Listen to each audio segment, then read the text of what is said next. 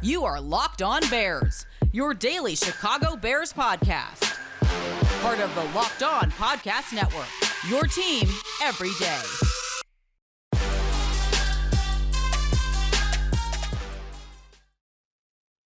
We thought on paper the Cincinnati Bengals would be a win for the Chicago Bears, a team that maybe we could overlook a little bit looking ahead to week 3 against the Cleveland Browns. But the Bengals went out last week and beat the Minnesota Vikings in overtime. And all of a sudden, this is not an opponent that you can just blow past or not take seriously. The Bears have a real challenge on their hands this week against Andy Dalton's former team.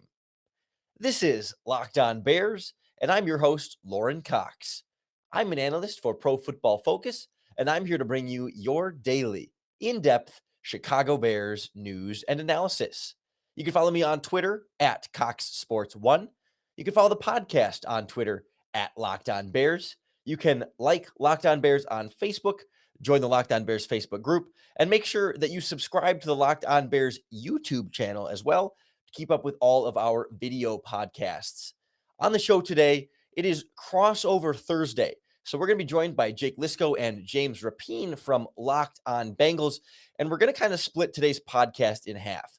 We're going to hear from James and Jake about the Bengals and how they performed last week, what we can expect from Joe Burrow, how the Bears, or what the Bears should do to try and slow down their offense and where they can maybe find some vulnerability in that Bengals defense. And then we'll also flip the script and they will ask me about the Bears and how the Bengals might fit into what Chicago is trying to do and kind of check in on Andy Dalton and their former quarterback as well. So a lot of fun stuff to get to here. And as we sort of go through the podcast, you'll see about halfway through, we'll flip directions here and go from sort of one half to the other of this Crossover Thursday edition. And I think we'll learn a lot about both teams getting ready for this week 1 matchup. We got plenty to get into, so let's jump right in with James and Jake.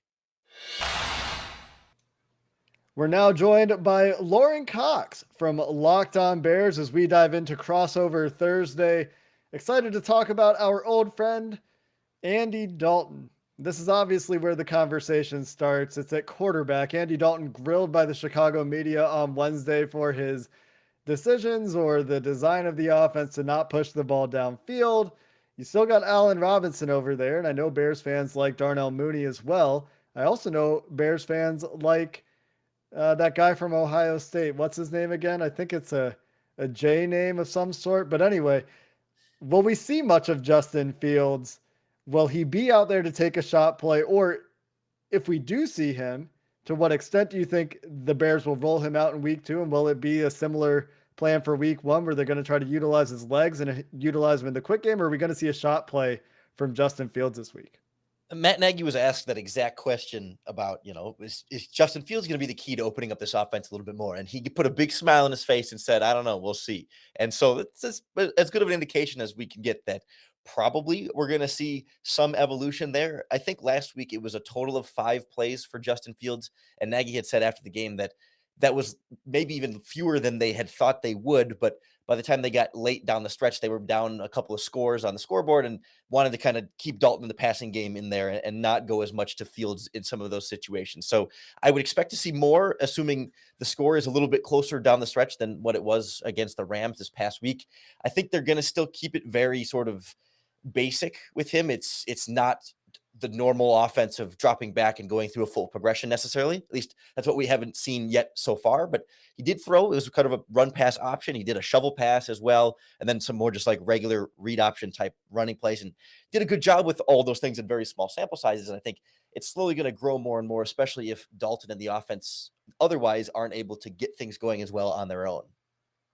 Lorin, why are they kind of spoon feeding Justin Fields? Is it something with him? Is it the offensive line being as bad as it is, which we'll get to in a second? What is it? Because I got to be honest, I think if I gave the Bengals coaching staff truth serum and it was, are we going to go up against Andy Dalton or are we going to, and I asked them, are you going to go up against Justin Fields for 65 plays on Sunday?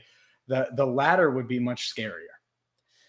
Bears fans are left feeling the exact same way. And left without like a good answer to that question, right?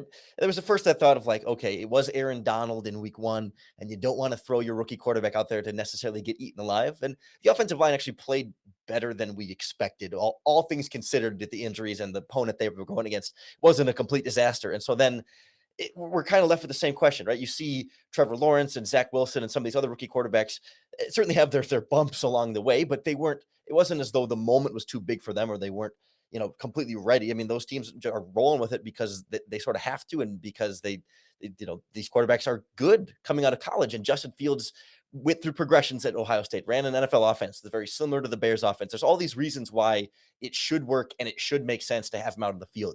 Then they sort of said, well, we want to do the Patrick Mahomes thing and make Andy Dalton our Alex Smith. But that kind of goes out the window when you put Justin Fields on the field and let him play these 5 snaps. So it's not just that he's sitting watching. He's getting some of those opportunities and he's doing those opportunities well. It doesn't fully add up for everyone. And that's the big frustration point in Chicago. Let's talk about that offensive line a little bit, because on the one hand, on paper, they look like a hot mess. You look at ESPN, pass pro win rate. I think the Bears were at 40%, which was like bottom 5, I think, in week 1, unless I'm misremembering that figure. And so you said they weren't so bad in week 1. Is part of that because David Montgomery was so effective, or are you talking in pass pro? Because David Montgomery suddenly was the most efficient runner in the NFL in week 1 by those same sort of advanced, EPA metrics. So what's going on with that offensive line? Yeah, so I would say it wasn't as though the Bears won the line of scrimmage, right? I mean, it was Aaron Donald in the front. The Rams front 7 is still very strong. I think there was this expectation in Chicago, or this fear that like the offensive line would be such a disaster that they couldn't do anything they wanted offensively. And it felt like there were enough opportunities where Dalton had time to throw. He was sacked a few times. He was under pressure sometime. And like, it wasn't a perfect game by any means. And there were challenges along the way, but it wasn't so disruptive that it ruined the Bears' game plan. And then you combine that with David Montgomery running really well. The Rams schematically were kind of daring the Bears to run the ball. They didn't load up the box very much. A lot of, 2 deep safeties and really like 1 off-ball linebacker. And so if Montgomery got through to the second level, he usually was finding some room to run. And so he had a nice individual performance. I thought the offensive line was doing a decent job of at least helping him get through that initial wave. And it kind of added up to a nice running performance, but they fell far enough behind on the scoreboard that they couldn't really they couldn't hit that 20-25 carry mark because it just wasn't going to be the most efficient way to, score points in a hurry. And so then it came down to Dalton and, down the stretch when they needed to throw, then it became a little bit easier for the opposing pass rush to get home and things fell apart a little bit more down the stretch. But again, it was good enough on the offensive line against the Rams front. And so then I think you can build some confidence on that moving forward against other teams that won't have quite an Aaron Donald lining up across from you. This Bears-Bengals matchup has a lot of different moving parts, clearly. And nobody knows more about moving parts than our friends at RockAuto.com. They're a family business that have been serving auto parts customers online for over 20 years. They got everything you could possibly need for your vehicle. The complicated stuff like engine control modules and fuel pump assemblies to more of the easy stuff, a tail lamp, motor oil, even new carpet. So don't waste your time going into your chain store in your town to look for parts and you talk to the person behind the counter and they go look in the back and they don't even have it in stock. So they have to order it anyway. Cut out the middleman, head on over to rockauto.com where all the prices are always reliably low. Rockauto.com doesn't charge people more if you're a professional mechanic or you do it yourselfer like us. The prices are the same for everybody, unlike a lot of the part stores that'll have those lower prices for the professionals on the side. None of that. Rockauto.com, best prices around, I promise. You won't beat them anywhere else. Head on over and see all the different parts available for your car or truck. Write the words locked on when you check out. They have a little box that says, how did you hear about us? Put the words locked on in there so they know that we sent you. Amazing selection, reliably low prices, all the parts your car will ever need. RockAuto.com. Lorin, what is Cincinnati native David Montgomery? How has he changed his game? Because it seems like midway through last year, if you just look at the numbers up until this point, and obviously week 1 as well, he's had more success. What's different about him, if anything, and why has he been able to hit the ground running, so to speak?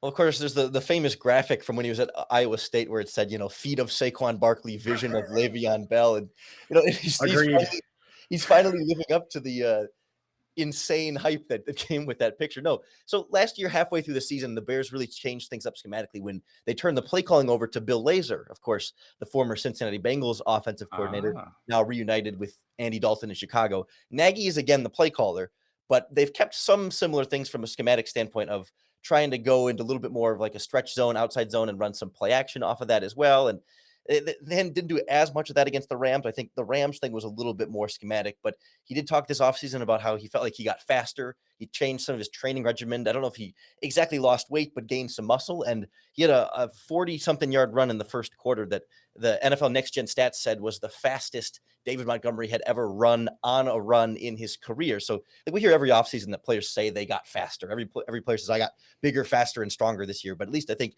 we have some objective data to show that maybe Montgomery did get just a step or so faster, and he's just running harder and more physical and not going down as easily on the first contact.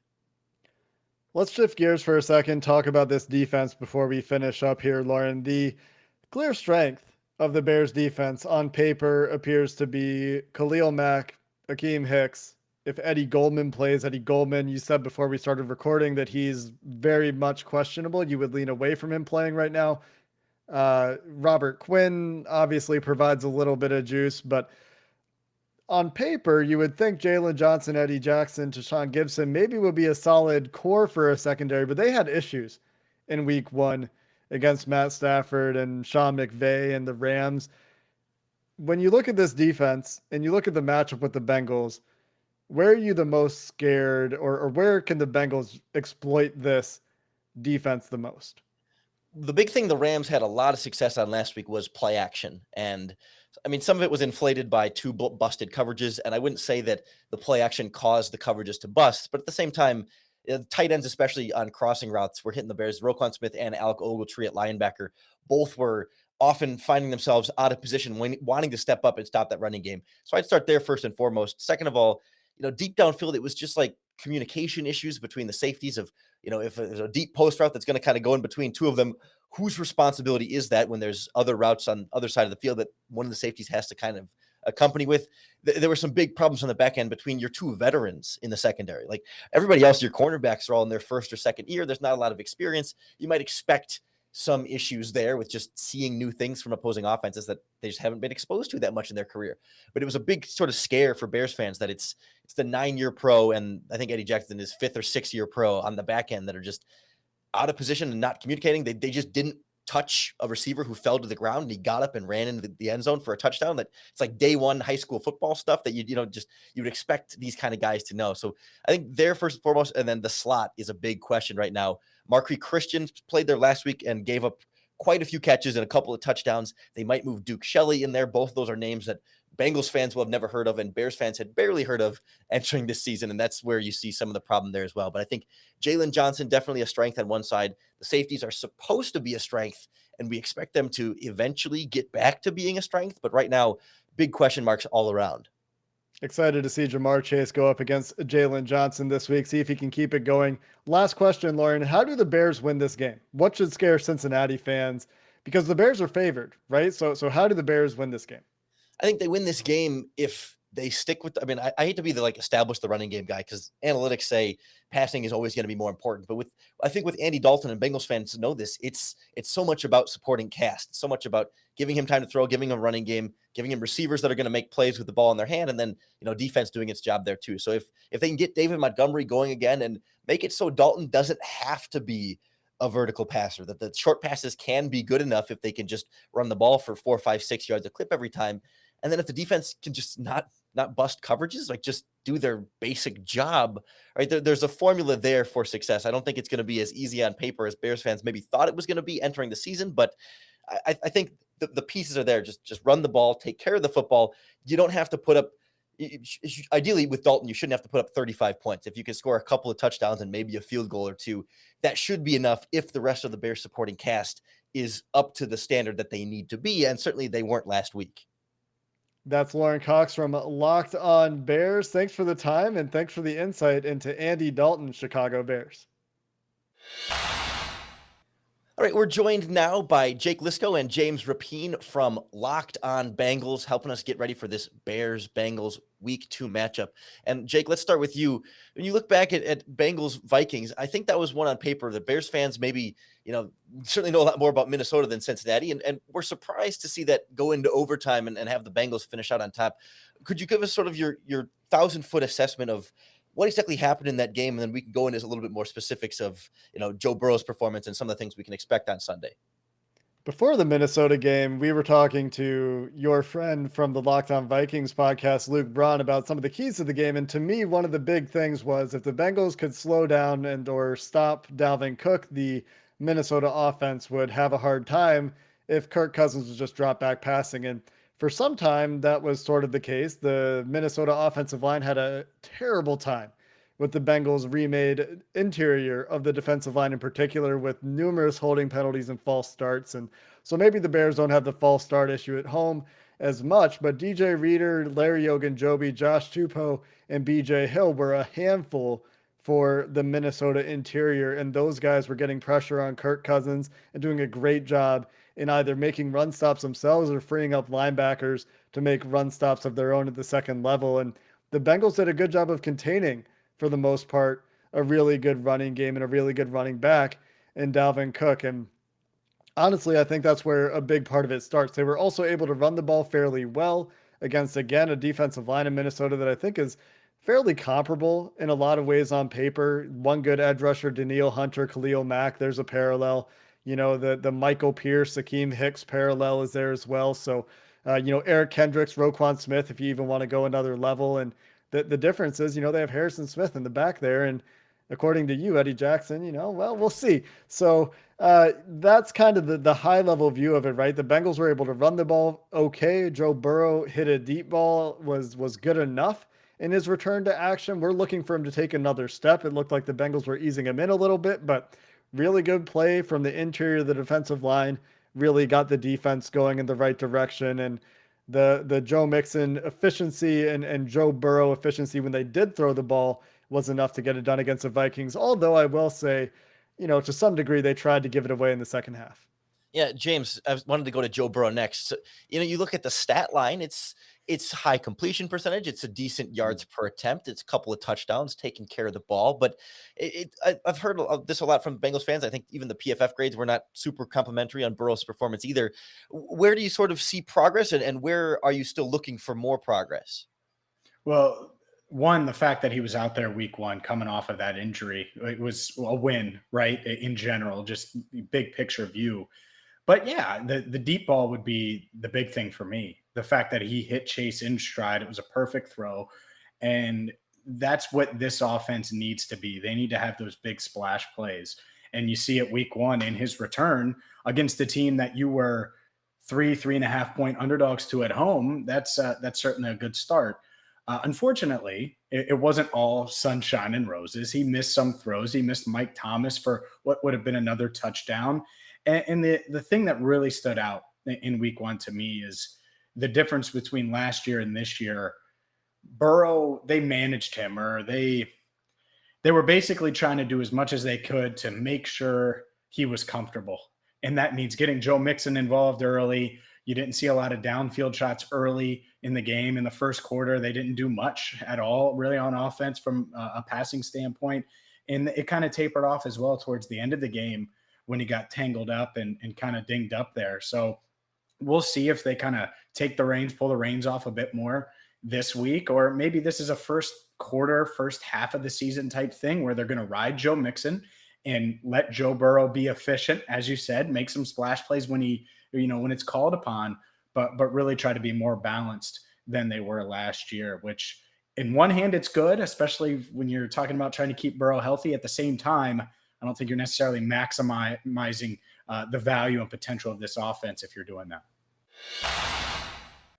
The Chicago Bears and Cincinnati Bengals opened up with the Bears as a 2.5 point favorite at BetOnline.ag. The line is already moving, and now the Bears are just a 1 point favorite at home against Cincinnati. The over-under for that game is set at 45 points. The money line has Bears minus 135, but it keeps moving in the Cincinnati direction. The odds makers clearly not having a ton of faith in Chicago after their week one loss. And of course, the Bengals coming off of a win, it makes sense that things might trend in that direction. So if you want to get in on the action, betonline.ag is the number one place we trust and the number one place we recommend.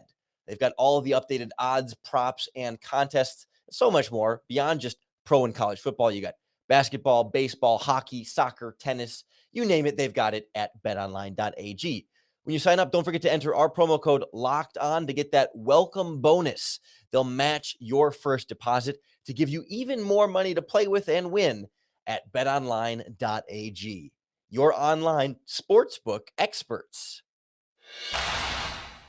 So then is the idea, if you're sort of game planning against the Bengals from that side, is the plan then just try and shut down Joe Mixon at this point and test Joe Burrow to try and beat you at this point? Because it seems like he should be, like, I would expect him to be a good enough quarterback to say, if you have to put the ball in his hands to beat you, he should be good enough. But then is it the injury and kind of coming back from that, or are there some real questions there? Or Jake, how do you sort of assess what that strategy might be? Is it purely just shut down Mixon and figure it out from there? That's in some ways a great question. I kind of smile when you're asking the question because I'm thinking, yeah, go ahead, try to sell out and stop the run, and the Bengals will be in 11 all game, and then they're gonna just do what they did last year and just throw it over your head because now they got a guy that apparently Joe Burrow can throw to deep in Jamar Chase. But I really wonder, right, how committed are the Bengals to the running game, to taking that pressure off of Joe Burrow, to taking that 50 throws a game. They're not going to do that, right? Maybe even if they're trailing, they're going to be like, you know what? Joe's health is more important. And we're not going to have them doing straight dropbacks and empty personnel anymore when the Bears can pin their ears back and send Khalil Mack after him. And it's not like Khalil Mack is completely unfamiliar with Riley Reif, who he's seen in the NFC North for years. So, I guess he's only been there for a couple of years. I shouldn't say years, but, point remains, I do think that's a very interesting question for the Bears defensive coordinator and the Bears defensive game plan. If you do sell out to stop Mixon, last week, I've said a few times on the Locked On Bengals podcast down the stretch, the Vikings were selling out 100% to stop the run. Joe Mixon ripped off an 11 and a 12-yard run on the Bengals' last drive of regulation before they punted the ball, and the Vikings got a game-tying field goal. I'm thinking to myself, take a shot play. The Vikings are selling out on the run. Instead, they hand it to Mixon again.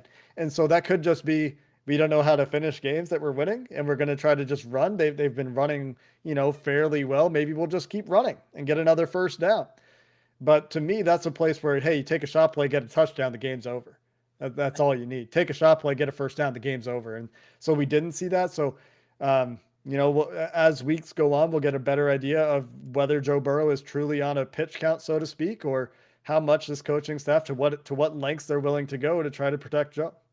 It seems like there's some real parallels here between what the Bears and Bengals maybe want or should be doing on offense compared to some of what they have been doing on offense. Obviously, Cincinnati having some more success than the Bears did last week. But James, when you look at this Bengals defense, will the Bears have opportunities to go deep here? I mean, last week the Rams tried to keep everything in front for Chicago, and there's a big criticism point for Dalton and Matt Nagy that they were just throwing short. Are there going to be opportunities there against this Bengals defense, or are they going to try and keep everything in front in a similar way?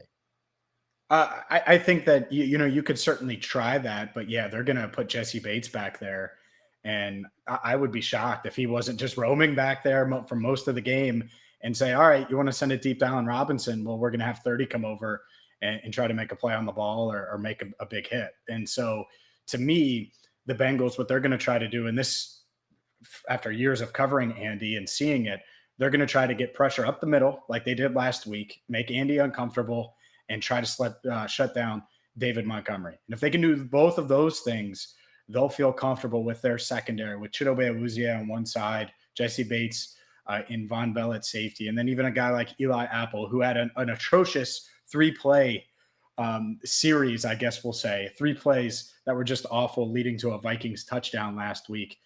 They're still confident in him despite that. So I think they feel pretty good in their secondary. And if that's the case, if that's what it is a pressure, Andy Dalton under pressure, trying to make plays downfield, they'll certainly take it. Jake, I guess real quickly for both of you, I'd like to kind of hear both of your perspectives on this, but we'll start with Jake. How much advantage do you think there is for the Dalton familiarity? Is there still enough? I know it's a new coaching staff, but some similar players and just having been around that organization, do you think there is some sort of familiar enough with Andy Dalton to have an advantage beyond just what everyone knows about Andy Dalton?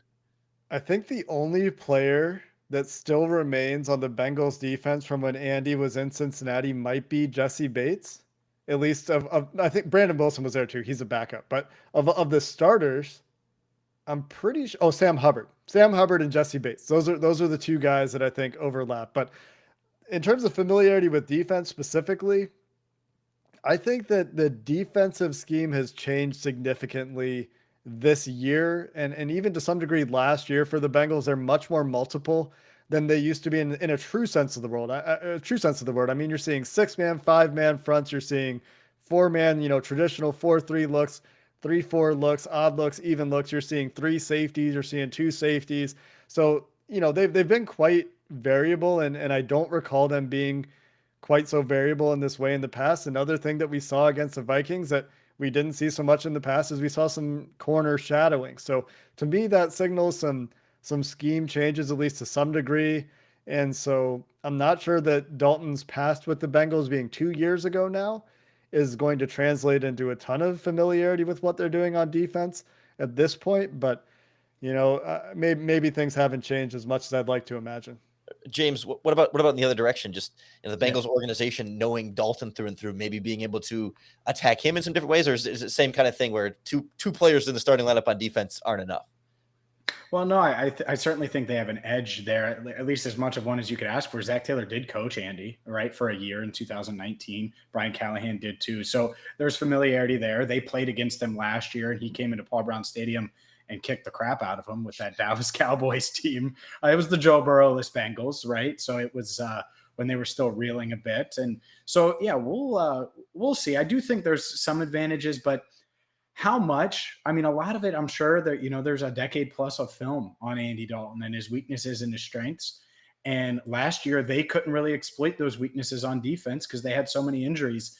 And this year, that isn't the case. And I think they are capable of putting some pressure on him and getting some heat on him and making him make tough throws. And if they do that, I think they'll live with the consequences, good or bad.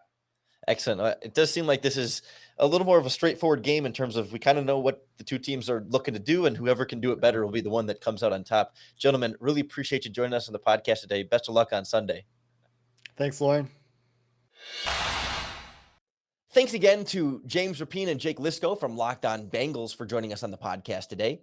If you enjoyed our conversation, make sure you subscribe to keep up with all of our daily, in-depth Chicago Bears news and analysis. The podcast is free and available on all platforms, including in video form on our YouTube channel, so make sure you're checking that out as well.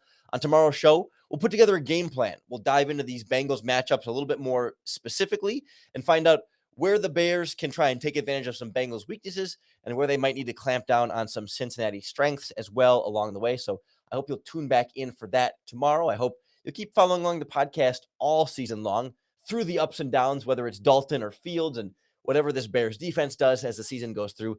The podcast will be right here to make it just a little bit easier for you to bear down.